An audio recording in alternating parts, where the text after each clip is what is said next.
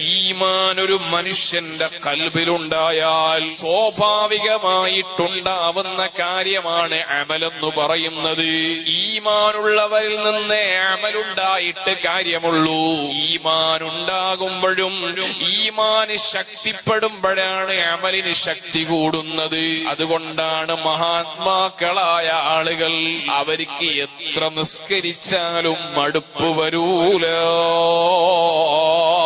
നിലവേറും ഐശാത്തോ ലുഹുദോരൂവാലെ 40 സുബ്ഹ് തൊഴുതോവർ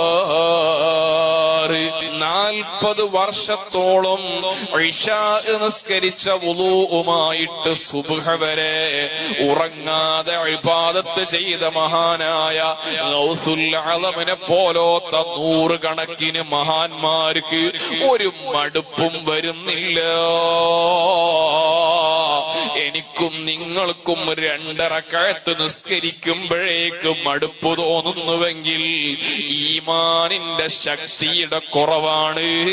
ഈമാനിന് ശക്തി കൂടുമ്പോ എത്ര ഇബാദത്ത് ചെയ്താലും മടുപ്പ് വരൂല.